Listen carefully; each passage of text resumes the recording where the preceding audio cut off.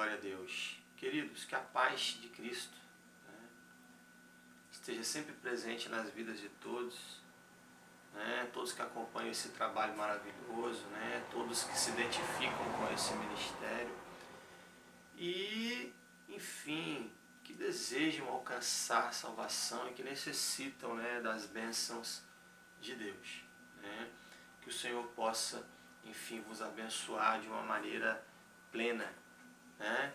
Então, gostaria de convidá-los, né, a orar comigo nesse momento. Senhor, meu Deus, meu Pai, neste momento eu quero clamar pelo poder do Teu Espírito Santo. Eu quero invocar a Tua graça aqui agora, Senhor, a Tua unção sobre a minha vida e que o Senhor possa, meu Deus, estar repreendendo agora toda influência maligna, porque eu sei, meu Deus, que Satanás se utiliza de muitos mecanismos, de muitos meios, ó Pai, maneiras, modos, para descredibilizar a nossa pregação, desqualificar esse ministério bendito e também afastar as pessoas dessa doutrina, Senhor. Fazer com que as pessoas se tornem até contra, Senhor, essa obra maravilhosa. Então que o Senhor possa, meu Deus, estar trabalhando agora no mais íntimo, no mais profundo, Senhor, do coração, dos corações, tocando agora, Pai, no entendimento das pessoas agora e despertando os seus pensamentos, ó Pai, a sua compreensão, para que possam, meu Deus, absorver aquilo que realmente é do Teu propósito, meu Deus, aquilo que realmente é a Tua vontade. Abençoa-nos em tudo, Pai, e toda oposição maligna que o Senhor possa estar repreendendo agora, abençoa todas as vidas, ó Pai, em todo o país, em toda a nação, em todo o estado, em toda parte, meu Deus, aonde houver fé, aonde houver alguém, meu Deus, que carece da Tua graça, que necessita da Tua misericórdia e que precisa, meu Deus, da Tua provisão, da Tua providência, do Teu auxílio, que o Senhor possa abençoar essa pessoa, abençoar essas vidas. Confirma, Pai, a Tua obra e repreenda todos os males em nome do Pai, do Filho e do Espírito Santo. Amém? Glória a Deus. Queridos, eu quero falar, né, sobre um assunto aqui importante. Eu quero continuar, na verdade, né, a mensagem falando sobre o livro de Josué, né, falando sobre a destruição de Jericó, né, falando sobre os espiões, né, que Josué designou, constituiu, né, para observarem a terra de Jericó, falar sobre Rabi, né, quantas lições que a prostituta Rabi, né, nos mostra, né, quanto aprendizado nós encontramos ali, né, nesse episódio, né, enfim, no testemunho dessa pessoa. Então, louvado seja o nome do Senhor. Eu quero começar falando aqui, né, aleluias, sobre essa meretriz, né? O que nós podemos aprender, irmãos, sobre Rabi, né? Quem era de fato Rabi, né?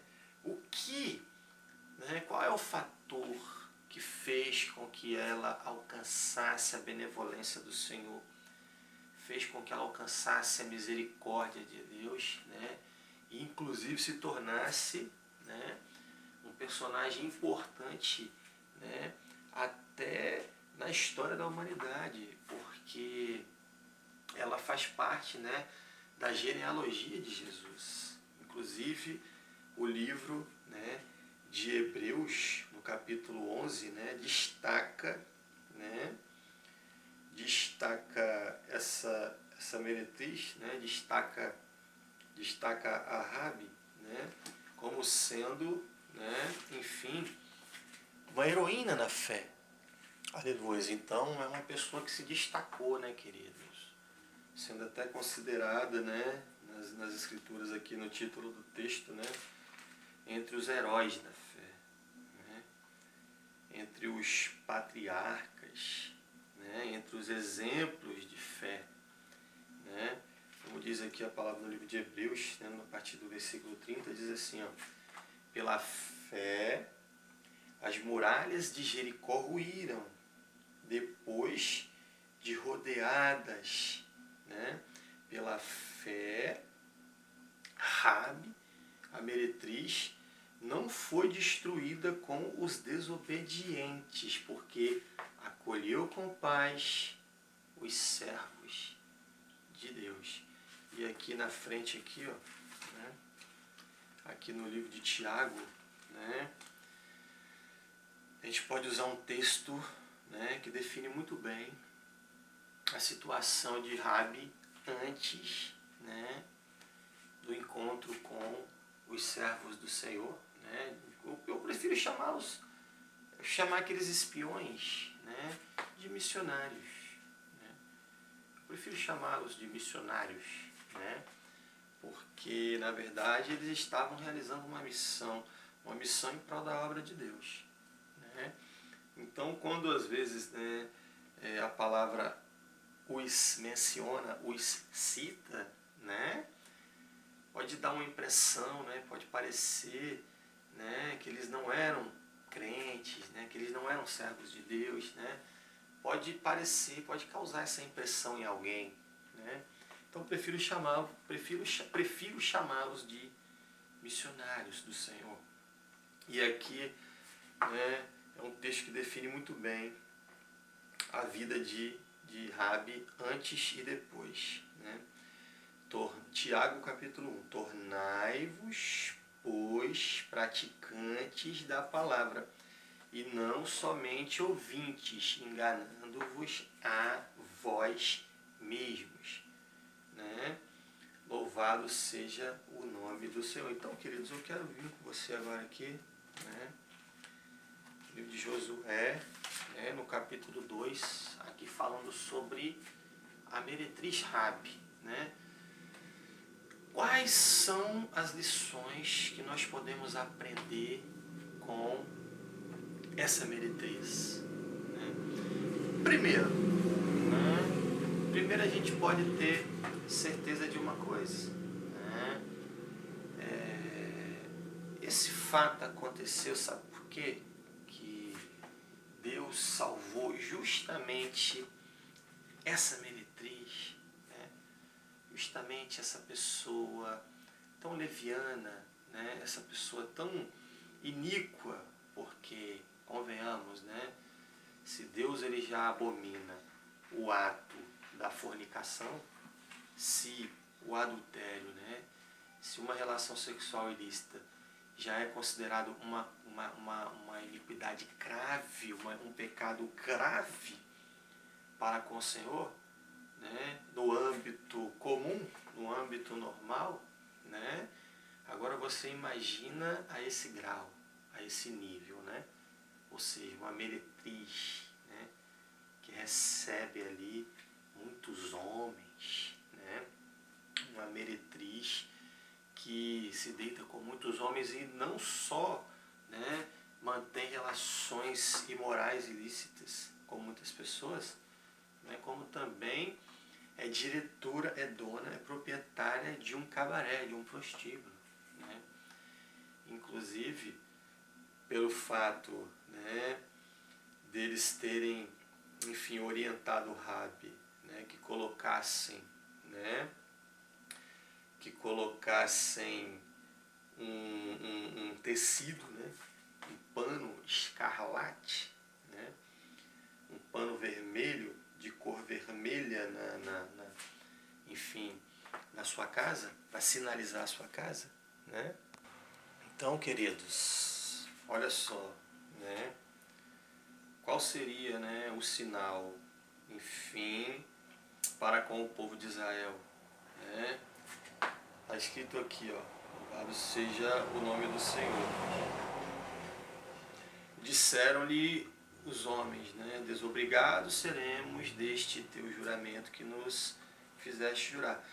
Se quando viermos à terra, né, o cordão de escarlata não estiver na janela por onde nos fizeste descer, né, Enfim, e se não recolheres em casa contigo teu pai, tua mãe, e teus irmãos e toda a família de teu pai, qualquer que sair para fora da porta da tua casa, o seu sangue lhe cairá sobre a sua cabeça.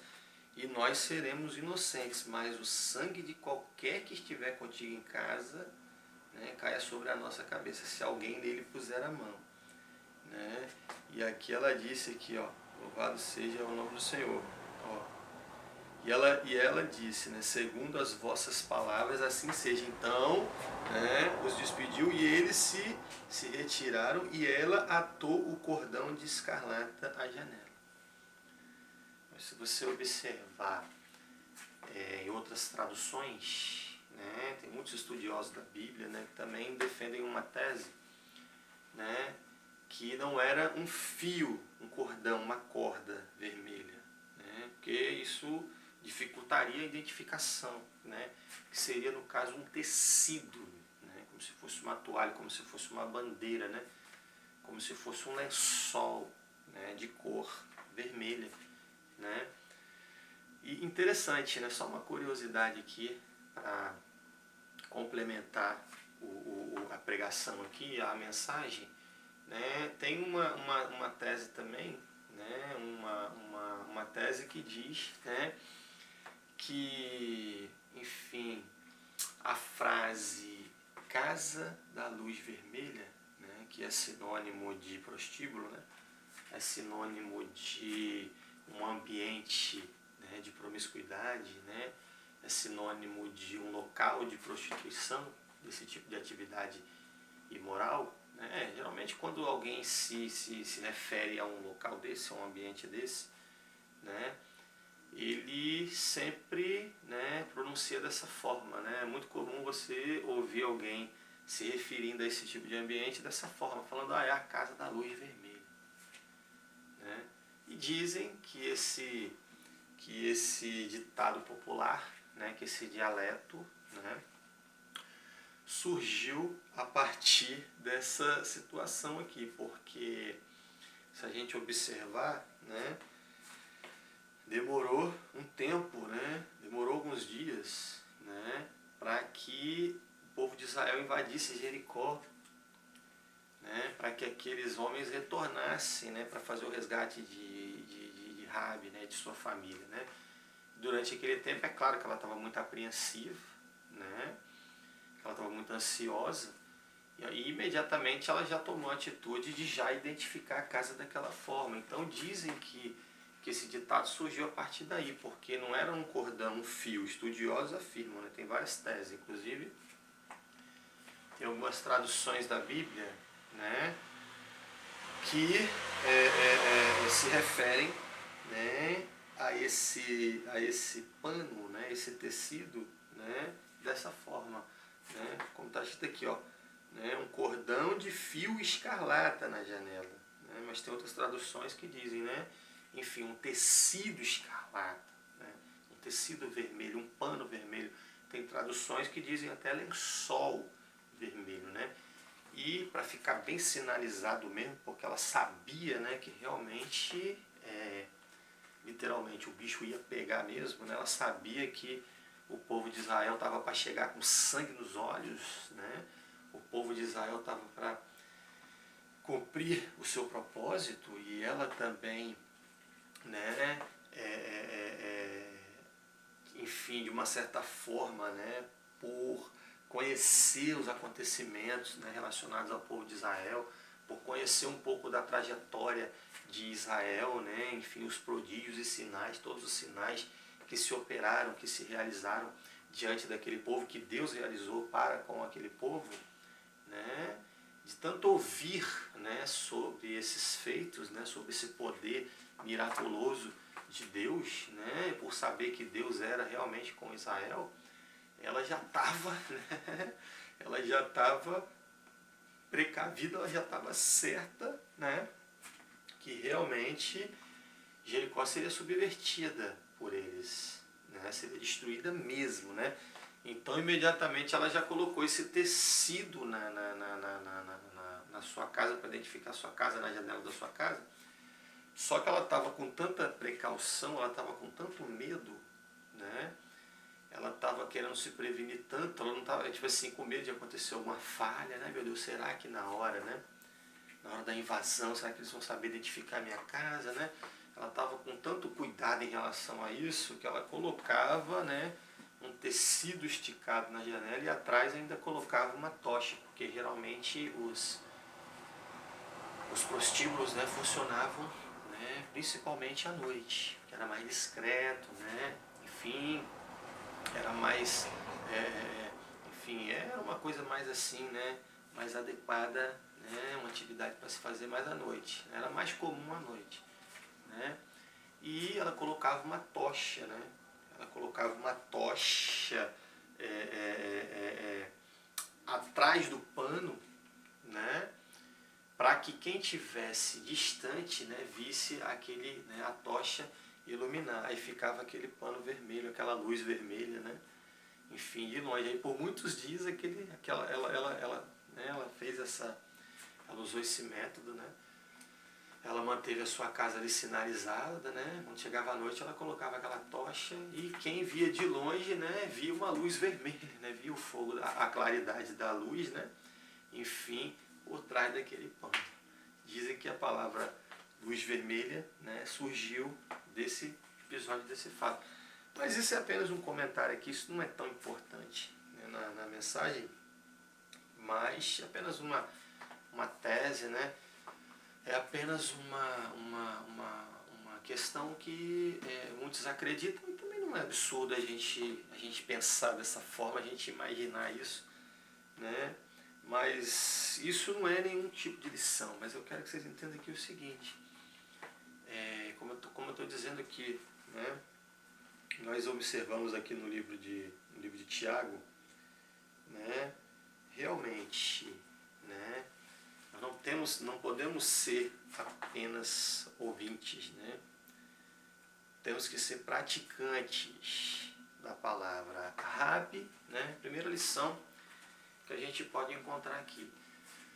Ela ouvia a palavra de Deus, né? Ela sempre ouviu sobre os feitos, né, de Israel, né? Sobre o grande poder que Deus manifestava através daquele povo, né? Enfim, ela sempre ouviu a palavra de Deus, ó, aqui no capítulo 2, né? A gente pode encontrar aqui, ó, no versículo 9. Ó, e disse-lhes, bem sei que o Senhor vos deu essa terra. Ela conhecia a palavra de Deus. Ela conhecia as promessas de Deus. Isso aqui é uma promessa de Deus, né? Deus disse que daria uma terra abençoada, né, para aquele povo. Se aquele povo tão somente se prostrasse a Ele, cresce, o temesse, né? Se aquele povo tão somente, né, vivesse segundo a sua vontade. Ou seja, isso aqui é preceito, está aqui no Antigo Testamento, né? Está aqui na lei de Moisés, né? Enfim, ó, eu sei que o Senhor vos deu essa terra. Ela conhecia a lei de Deus, ó, isso aqui faz parte da lei de Deus, ó. E que o pavor que vocês causam estão até sobre nós. E que todos os moradores da terra estão apavorados de medo de vocês, né?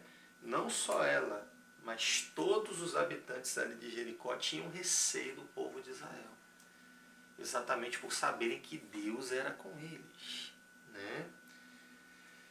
E aqui também diz, ó, porque temos ouvido que o Senhor secou as águas do mar vermelho diante de vós, quando saístes do Egito, e também o que fizeram aos dois reis dos amorreus, Seom e Og, que estavam além do Jordão, os quais destruístes. Ouvindo isso, né, desmaiou-nos o coração e em ninguém mais existe coragem por causa, né, de todo esse poder, por causa da vossa presença, porque o Senhor vosso Deus é Deus em cima nos céus e embaixo na terra. Então, tipo assim, ela estava bem informada acerca da palavra de Deus. E detalhe, olha só o detalhe, né? olha só que interessante, né? O povo de Jericó não vivia, não era adepto dessa lei. O povo de Jericó não simpatizava, não se identificava, não tinha afinidade com esses princípios, né? O povo de Jericó, enfim, era um povo depravado, era um povo que vivia de qualquer maneira, vivia no pecado, né? Era um povo corrupto, né? Era um povo malfeitor, era um povo incrédulo, né? Um povo pagão, que vivia segundo, né, costumes, enfim, totalmente contra os princípios de Deus, né? Então não era comum alguém chegar ali, principalmente nessa época de Moisés, meu amigo, né? Principalmente nessa época de Moisés, que Moisés é praticamente o fundador, o presidente do judaísmo, né? O judaísmo surgiu basicamente, né, principalmente que se propagou, principal propagador do judaísmo, né, basicamente através de Moisés. Moisés que popularizou no Antigo Testamento, né? É claro que, enfim, existiram outros ícones também que defenderam esses princípios também e que contribuíram para a consolidação do judaísmo, né, da lei de Deus, né? Mas, né, louvado seja o nome do Senhor, né? Não era comum israelita, porque naquela época, né, quem eram os detentores dessa lei? Quem eram enfim, os representantes da lei de Deus? Quem eram os conhecedores, os propagadores? Né? Era o povo de Israel. A lei de Deus naquela época, né, na época de Josué, né, principalmente na época de Josué, principalmente na época da destruição de Jericó, né, os propagadores, dos detentores da lei, os possuidores da lei, né, era o povo de Israel. Eles não eram bem-vindos ali de maneira nenhuma, né? Eles não eram bem-vindos ali de nenhuma maneira. A mesma coisa, vamos colocar um exemplo aqui, colocar um exemplo aqui numa situação que é comum. Por exemplo, eu me lembro uma vez que estava tendo um evento, eles faziam muito trabalho, né, de umbanda, de candomblé, de macumba, né, de religião afro. Não que eu esteja manifestando preconceito, discriminação a essa classe, né? Mas eu me lembro que uma vez eles estavam ali fazendo é comum ali na região da Barra do Jucu, né, ali na Ponta da Fruta, ali em Vila Velha, né, ali na Grande Vitória, é comum eles realizarem esse tipo de atividade religiosa ali. E eu sempre, que eu tinha um tempinho, né, também para investigar o tráfico, principalmente para fazer observação e investigação, eu gostava de frequentar muitas praias ali, né, literalmente os picos de surf, né, dava muito surfista, muito playboy, né, enfim, os caras iam lá para surfar, e era uma maconhada danada, e eu ficava ali só pescoçando, né, só, enfim, investigando. Inclusive eu cheguei, né, eu consegui identificar muitos traficantes ali, denunciei muitos traficantes ali, né, da área ali, da Barra de Jucu, da Ponta da Fruta, né, por causa disso, porque eu investigava. E eu me lembro que era comum, né, tanto durante o dia, né, quanto durante a noite, chegar em grupos de religiosos para fazer trabalhos ali, fazer seus rituais ali, fazer seus rituais ali, suas celebrações ali. E eu me lembro que uma vez, eu não sei exatamente se... Eu sei que era macumba, daquelas macumba bem... Eu sei que era macumbeiro mesmo, daqueles bem extremistas mesmo, né? Daqueles de colocar despacho, né, na esquina, né? E tinha um grupo ali, tinha, na época, né, tinha muita região de mata, até hoje, né, tem uma área lá da praia que tem muita, né, vegetação, muita árvore, né? Tem muita mata, né, uma parte de uma floresta, né? E eles entravam ali, né, até perto ali mesmo ali da praia, né? Até perto ali da orla mesmo ali, né? Perto da areia da praia. Eles se entravam, se introduziam, né? Uns iam, né, se introduziam, né, mata adentro, outros ficavam por ali mesmo ali. E eu me lembro, né, tinha um grupo de uns 15 mais ou menos. Tinha um grupo ali, tinha uns 15 mais ou menos, um monte de carro parado, né? Eles tudo de roupinha branca, né? Aqueles patuás, né? Enfim, fazendo ali as rezas deles ali, né? E de repente chegou um grupo de crente, um grupo de 3 evangélicos. Inclusive eu fiquei até instigado, né? Quando eu vejo um crente assim pregando, fazendo a obra, um crente orando, né? Enfim, eu fico até, né, instigado, com vontade de interagir, né? Enfim, de me unir a eles ali para fazer a obra também. Eu confesso que eu fiquei até instigado para poder estar junto com os crentes ali, para poder tentar evangelizar aquele povo. E eles estavam ali fazendo os trabalhos deles ali, todo mundo de mão dada, aquele círculo, né? Enfim, fazendo as rezas deles ali, os cânticos deles ali, né? Com aquela comidaria toda ali, aqueles despachos todos ali, estavam consagrando os despachos, né? Fizeram um círculo assim, colocaram aquelas comidas ali que faziam os despachos, né? E chegou o grupo de crente, né? Todo mundo viu, os caras estavam tudo na praia assim, com prancha e tal. O grupo de crente chegou, né? Com toda a gentileza, chegou com todo o respeito, né? O grupo de crente chegou com toda ética, com todo o afeto também, com todo o carinho, né? Saudando eles, cumprimentando, pedindo licença e querendo exortar eles, né? querendo pregar para eles, né? Querendo evangelizar eles, né? E nisso os crentes começaram a falar, eles falaram, meu amigo, dá licença aqui, não sei o que, alguns ficaram até revoltados, né? E chegaram até a hostilizar os crentes, meu amigo, dá licença aqui, não sei o que, né? E sai daqui, não sei o que. E alguns chegaram a ser até muito hostis, né? Chegaram até a ser muito ignorantes, arrogantes com os crentes, né? Ou seja, é uma coisa mais ou menos assim, por exemplo, né? São dois grupos, né? São duas etnias, né? São duas culturas diferentes que normalmente não tem muita afinidade. Por mais que hoje em dia exista entre as religiões uma certa sociabilidade, né? Naqueles tempos primitivos, né? Eram grupos totalmente radicais, né? Uns contra os outros. Tanto que até o próprio povo de Deus, né? Que normalmente era um povo que pregava a paz, pregava o amor ao próximo, né?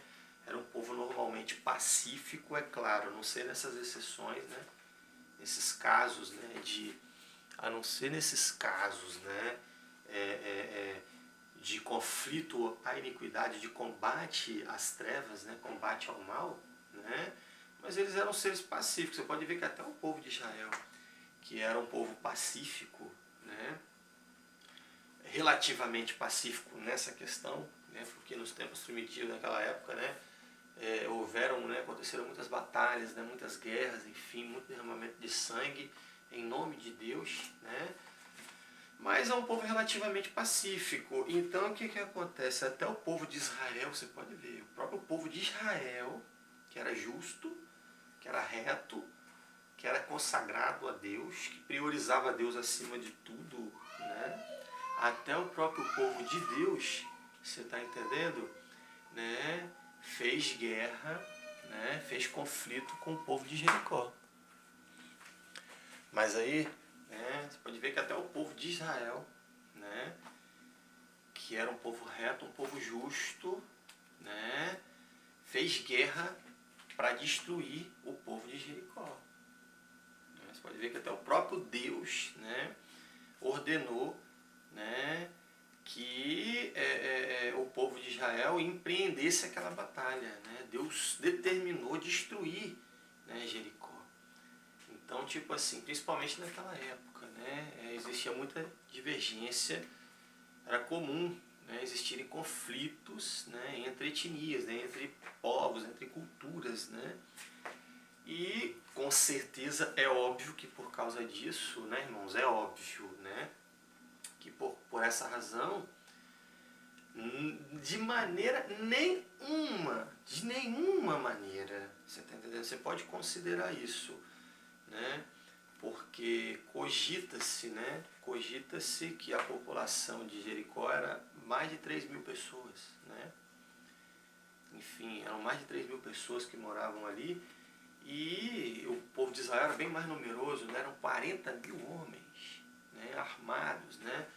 Ou seja, oleiros, lavradores, agricultores, né? Sacerdotes, né? Que Josué tornou guerreiros, né? Que Josué adestrou, treinou, né? Preparou, capacitou, enfim, para batalhas, né? Mas, ou seja, de maneira nenhuma Jericó, ainda mais sendo uma cidade antiga, uma cidade muito estruturada, ainda mais sendo uma cidade muito bélica, né? Sendo uma cidade muito, enfim, fortificada, né? Com uma estrutura de segurança, né? No nível máximo para aquela época, né? Ou seja, uma fortaleza quase que impenetrável, né? Uma cidade fortificada, com certeza uma cidade de alto nível, alto padrão de segurança, né? Enfim, com certeza também eles eram muito precavidos em relação, né, aos seus habitantes ali. Com certeza eles tinham um controle muito rigoroso, né, em relação ao fluxo de pessoas que circulavam ali. Com certeza eles tinham, né,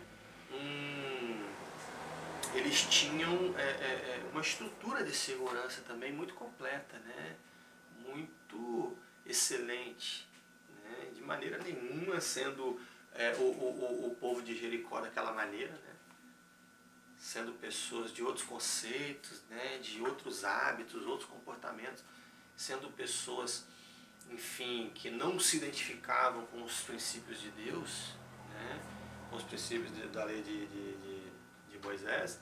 De maneira nenhuma eles deixariam um profeta entrar ali e sair pregando, né, fazer discurso na praça, fazer pregação ali. Não tinha sacerdote, não tinha mesmo, você pode ter certeza disso. Ali não tinha ninguém que pregava a palavra de Deus ali para eles, né? Mas mesmo assim, né, né, eles tinham conhecimento do povo de Israel. Mesmo que a maioria não tivesse afinidade, né, porque a própria Rabi fala aqui, e que o pavor que vocês causam estão sobre nós, e que todos os moradores da terra estão com medo de vocês. Ou seja, todos os moradores ali estavam sabendo. Por mais que eles não se identificassem, por mais que eles não tivessem afinidade, que eles não gostassem, né, daquela lei, eles tinham conhecimento, né? Eles estavam bem cientes, né, do que realmente era a lei de Deus, a vontade de Deus, segundo o povo de Israel, né? Mas mesmo assim, né, ou seja, eles estavam muito bem informados. Porém, um detalhe que faz toda a diferença. Uma coisa é quando alguém possui um conhecimento, né? Alguém possui uma filosofia, né? Alguém tem um conhecimento fazendo parte daquela filosofia, né? E outra coisa é quando alguém tem um conhecimento e não faz parte de determinada filosofia, né? Ou seja, a gente tem conhecimento, né, sobre muitas culturas, né? Ou seja, de outros países, outros continentes, né? Coisas que estão totalmente fora, longe da nossa realidade, né? Lugares que a gente nunca nem se aproximou, né? Lugares que a gente nunca viu, né? A não ser pela mídia, a não ser pela internet, a não ser pelo que dizem, né? Então, era o caso do povo de Israel em relação à lei de Deus.